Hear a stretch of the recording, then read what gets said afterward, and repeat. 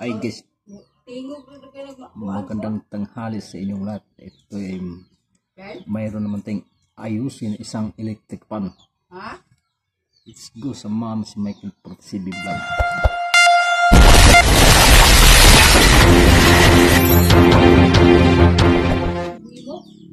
Sunog mong motor at agad?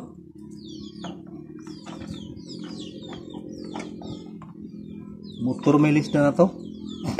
Ito na guys, binuksan natin guys. Ayaw na itong manda para madali maayos yan guys. Dito natin bubuksan sa baba guys. Ayan.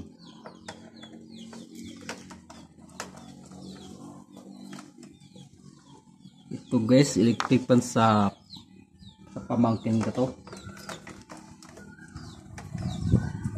Sinang ni ato magor sa San Carlos atong ni aging konggod kung giay ko aircon. Di kambas na ko kunay konsa sa motos electric pan. Wala man.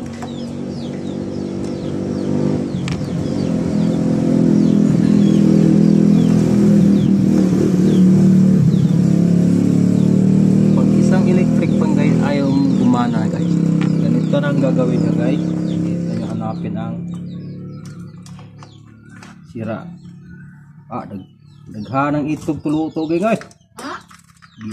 Ipuy mag alang nga bikong sarap. Oh? Kadugayon sila na. Daghanang itlog. Ano din ang itlog kung nag-aandar man? Okay? Ha? Ano din mga itlog nag-aandar mo na? May itlog. Kapuak. Yan, papakita kasi wala tayong stand. Wala tayong tripod. Ito yung live guys, oh. Ayan. Kulay puti. Ngayon, gagawin to guys. Dito tayo sa taas, hanapin natin ang wire na kulay puti.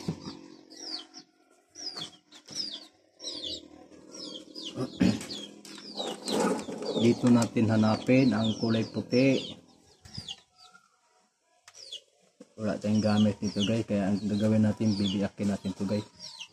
Tatanggalin natin to para maganda ka. Grabe init dito guys sa bukid. Ayan, bandahanin na natin pag hugot guys kasi masilan itong mga wire guys. Wala tayong kutsilyo guys, gagawin natin gunting. Babalatan natin to guys. Ang pagbalat, tandahanin lang guys, baka masama yung ibang wire. May electrical ka dyan te? Electrical tape. Wala mo dire. Balit ko na wala. Makuha ko ang uban dire ng araw.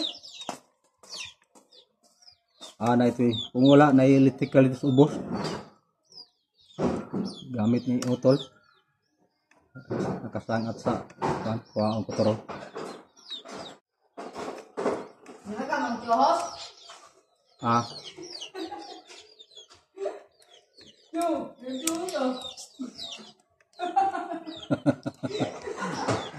Yan guys. Hanapin pa natin yung wire na puti.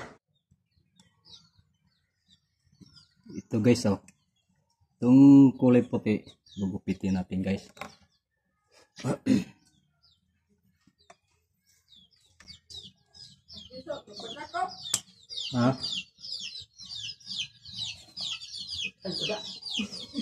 Ito na electrical. Ito guys, pinutol natin yung kulay puti.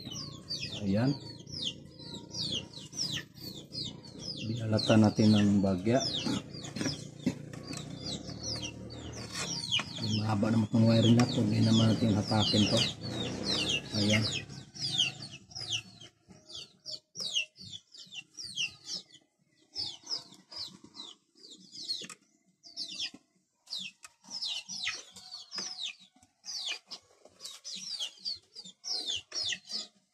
Ayan.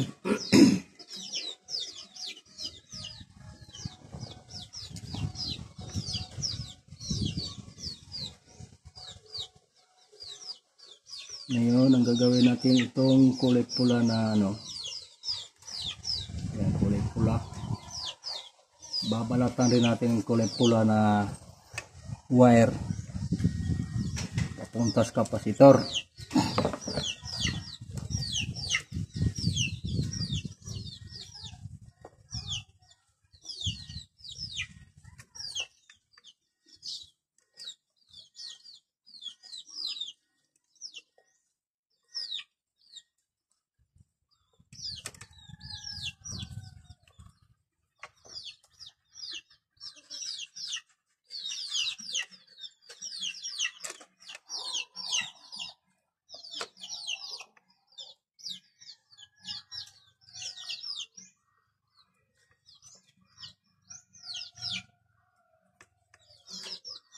Hindi na kailangan gupitin yung babalatan lang natin. Ito tayong gamit dalay. Oh, ay salamat busog.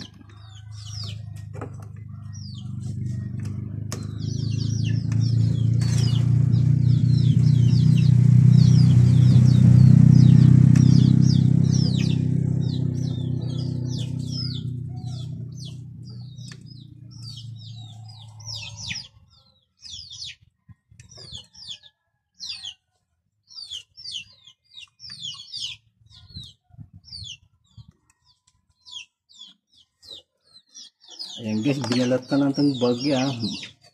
Ayan. Para di kayo mahirapan guys, haba-haba natin konti itong wire na puti.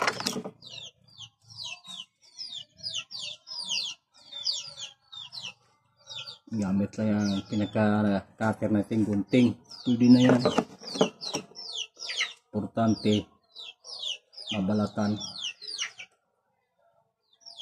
Tapos, pipilipitin mong ganun guys. Pagkatapos, isuot mo yung wire puti dito sa wire na pula.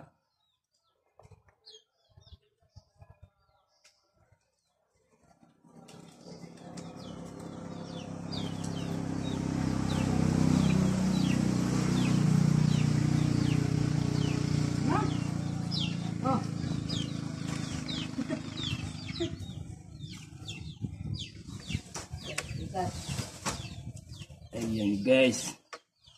Dandahanin lang po natin ang paghatak para di mapupul ang wire dun sa lot sa motor.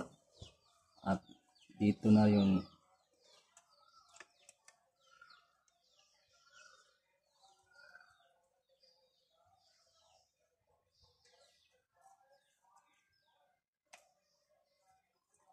kailangan mapilipit po ng mahigi para ang wire na yan.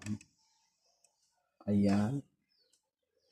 Ngayon na ano na natin, na ikabit natin wire puti sa wire sa kapasitor. Ayan.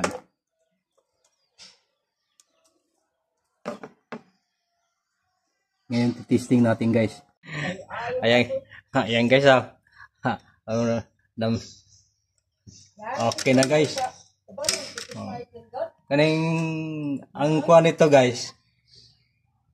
Ang ano nito kasi yung di mandar pumutok na yung fuse. Kaya ang ginawa natin, pinuto natin yung live.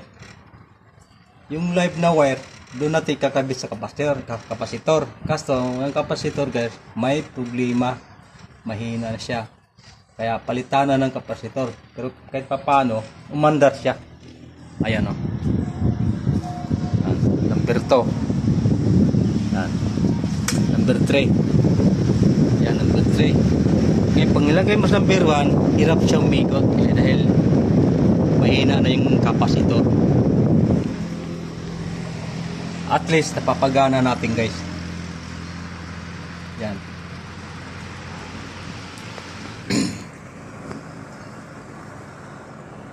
Pag napalitan ng bagong kapasitor to, di na kailangan na yung number 1 iikutin sa kamay.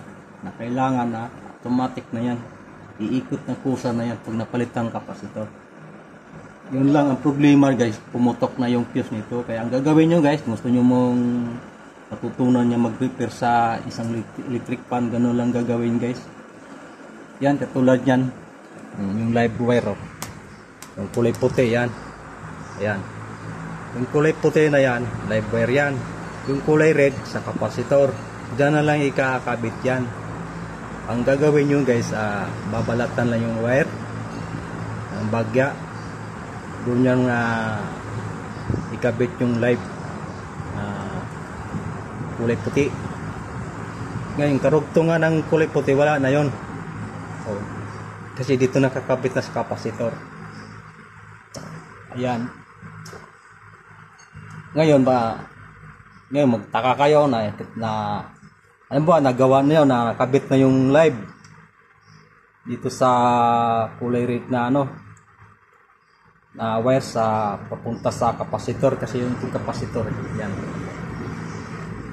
Pag mahina ang number 1 na di niya kayang ikutin, kailangan pa sa ng daliri, capacitor na may problema.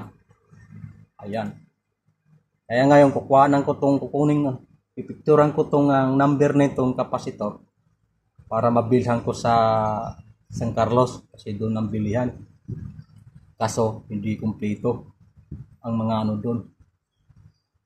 Lang, hanggang capacitor lang, katulad yung nag-ayos kong aircon. Ang nangyari, walang capacitor na para sa aircon. Ang ginawa ko, pinalitan na lang ng capacitor sa electric fan, yung mataas ng voltage doon sa Kaya ang aircon ngayon gumana na. Andun. Hindi ko lang na-vlog dahil sobrang ingay doon. Oh, iwas tayo sa CPR.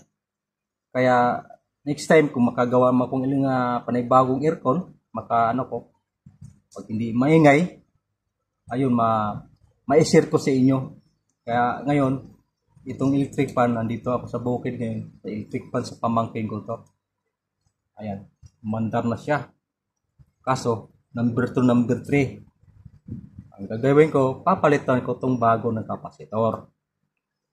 Pag makapunta na ako sa San Carlos, ayan, magiging bago na yan. Hindi na mahirapan ang pamangkin ko nito. Ayan. Kaya, ano pa, hinintay nyo? Like, comment, and share. Maraming salamat sa suporta sa akin channel. Para may matutunan yung iba na walang alam pa sa pagre-repair ng electric fan. Lalo ngayon, tag-init na, walang magagamit na di magamit, sira. Ayan, malaking bagay yan sa inyo sa hindi pa nakakalam na mag-ayos ng electric fan. Kaya i-share ko sa inyo. Hanggang dito lang guys ang pagbablog ko, ang pagre-repair ko ng isang electric fan. Right, bye-bye. Thank you for watching.